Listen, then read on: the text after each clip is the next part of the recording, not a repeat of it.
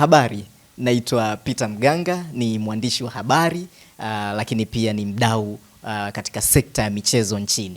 Kipekee kwanza, mashindano ya kombe la dunia kwa mwaka 2026 yamekuwa ni mashindano yenye nguvu, ushawishi, shamra na energy ya kutosha, hususan kwa wadau na wapenda kandanda ulimwenguni. Tumeshuhudia mambo kadha wa kadha, ikiwemo mambo tofauti ikiwemo matukio ya kustaajabisha uwanjani na nje ya uwanja, lakini kubwa kuliko ni namna ambavyo timu za kutoka mataifa mbalimbali zimefanikiwa kuonyesha uwezo wake na ubora wa hali ya juu katika kusukuma kandanda pindi wanapokuwa wanacheza. Imekuwa ni safari ya muda mrefu, kuanzia hatua ya makundi mpaka mtoano na mpaka hivi leo tunaenda kuizungumzia nusu fainali ya kwanza kati ya Ufaransa na timu ya taifa ya Hispania.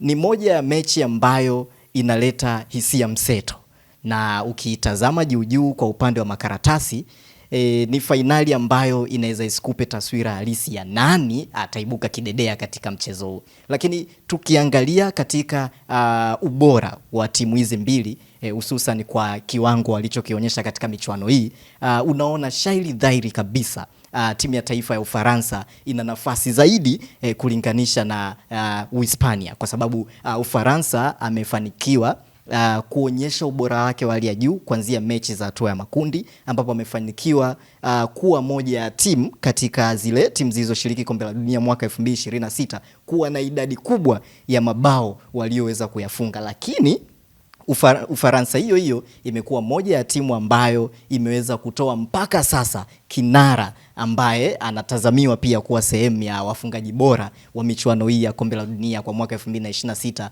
ambaye ni Kylian Mbappe. Mpaka sasa ana magoli 8. Kwa ujumla, safu ya ulinzi ya Ufaransa inaonekana kuwa bora kulinganisha na safu ya ulinzi ya Hispania.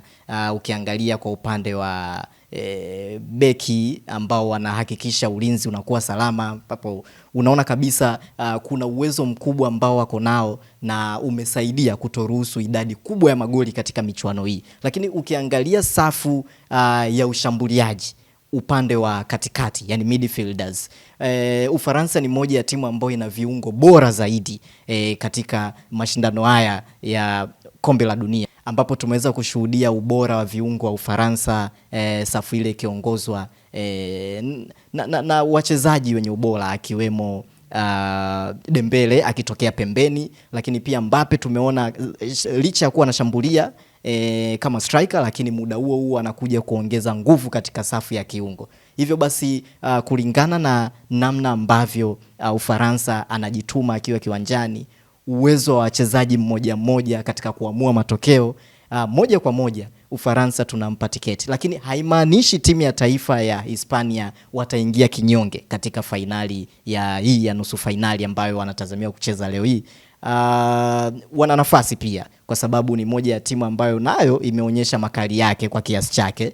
Lakini unapounganisha mataifa mawili katika hatua hii ya mtoano, hususan katika hii hatua ya nusu fainali, shairi dhahiri unaona kabisa Ufaransa ana nafasi zaidi kutokana na ubora alioonyesha na mafanikio aliyoyapata katika michuano ya kombe la dunia ya msimu huu kwa mwaka 2026. Hivyo basi karata yangu mimi ninaipeleka moja kwa moja kwa timu ya taifa ya Ufaransa, kwani ndio timu ambayo mpaka hivi sasa inaongoza kwa wingi wa idadi ya magoli walioyafunga, lakini na kupunguza idadi ya kufungwa kwa sababu ya ubora ambao waliokuwa nao katika michuano hii kuanzia mwanzo wa hatua ya makundi mpaka mwisho. Lakini safari pia ya timu ya taifa ya Ufaransa ilikuwa katika hali ambayo kila mtu ameitazama, ameona kuanzia hatua ya makundi, na timu alizokutana nazo zimekuwa ni timu ambazo zimempa changamoto kubwa, ikiwemo timu ya taifa ya Morocco ambayo kwa upande wa Afrika ndio timu pekee ambayo ilikuwa ina matazamio makubwa ya kuweza kuleta ushindani katika hatua ya robo finali pindi walipokutana. Lakini kwa ubora waliouonesha Ufaransa, ikapelekea timu ya taifa ya Morocco kushindwa kufua dafu na kupoteza kwa idadi kubwa ya magoli.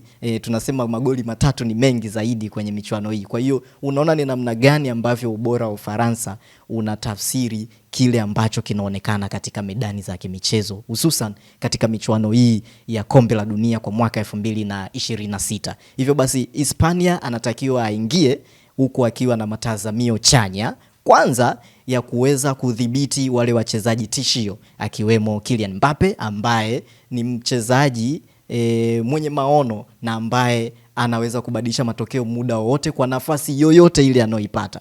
Lakini pia licha ya kuchunga wachezaji tishio kama Kylian Mbappe, Ousmane Dembele na wengine wengi, timu ya taifa ya Hispania inatakiwa icheze kwa muunganiko yakinifu huku wakitumia nafasi wanazozipata.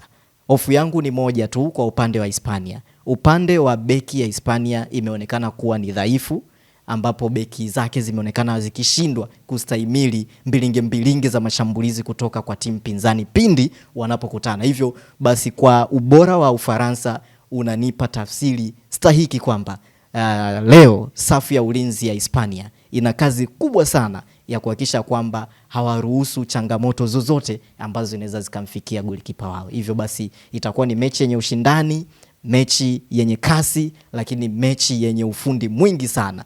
Lakini mechi hii inaenda kutofautishwa na ubora wa mchezaji mmoja mmoja, maamuzi ya mchezaji mmoja mmoja, sambamba na ubunifu wa mchezaji mmoja mmoja. Kwangu mimi mechi hii itaisha 2-1 ambapo Ufaransa ataibuka kidedea kwa magoli 2 huku Hispania akiambulia goli 1. Hivyo basi tiketi ya fainali ya michuano hii ya kombe la dunia kwa mwaka 2026 mimi ninaipa kabisa timu ya taifa ya Ufaransa tiketi hiyo ya kuanza kuwa timu ya kwanza kabisa kuingia kwenye fainali ya michuano hii ya kombe la dunia kwa mwaka 2026.